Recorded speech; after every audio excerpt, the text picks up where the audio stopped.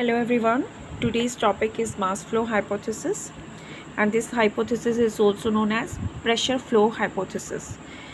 In this process, actually the food material is passing from the source to the sink. First of all, this hypothesis is given by one scientist which is known as the Munch, and according to the name of this scientist, this hypothesis is also known as Munch hypothesis.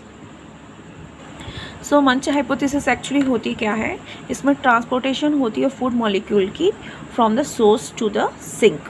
So this is the source which you can see in the diagram and here you can see the sink is there. So सबसे पहली बात जो है वो source होता क्या है. Source is a cell where the photosynthesis will take place, यानी प्लांट के अंदर पाए जाने वाले वो सेल्स जहाँ पे फोटोसिंथेसिस होती है उन सभी सेल्स को सोर्स कहते हैं, जहाँ से शुगर मॉलिक्यूल की ट्रांसपोर्टेशन होना शुरू होती है. So that cell is known as the source. And now here this cell which is known as the sink, this cell is why this is known as sink, because this is the cell where the sugar molecule is required. मतलब अपनी ज़रूरत अपनी energy को complete करने के लिए, that mean utilise करने के लिए, for the formation of the energy, this cell require the sugar molecule. You know that respiration will take place, and after the respiration the energy formation will be there. So every cell require energy, and for the requirement of energy there should be breakdown of the glucose or the sugar molecule. So हर एक वो cell जहाँ पे energy के लिए sugar molecule की और food molecule की ज़रूरत होगी, that cell is known as the sink. मतलब जहाँ पे फूड को ट्रांसपोर्ट होना है, राइट, जहाँ पे फूड को ट्रांसपोर्ट होना है उस सेल को हमने क्या नाम दिया, सिंक. हेयर सो सिंक कुछ भी हो सकता है इन द प्लांट्स जहाँ पे फूड की रिक्वायरमेंट है, like for example root cells, like buds, newly forming buds are also acting like a sink.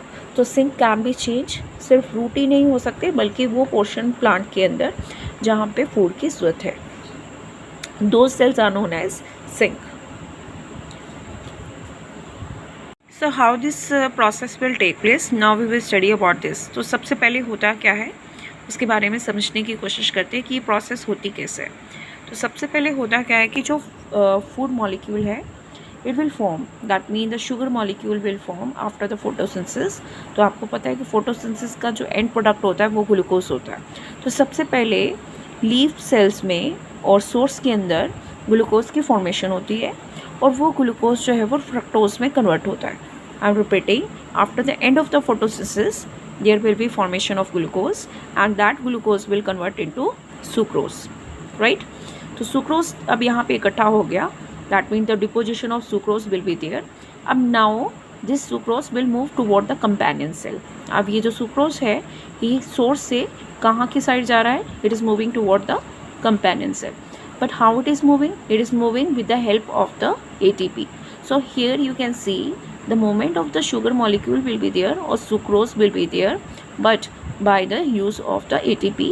That process is known as the active transport. I am repeating, sugar molecule जो यहाँ पे develop हुए थे, that means the sucrose which will form, those molecules will transport toward the companion cell by the utilization of the energy which is known as the ATP.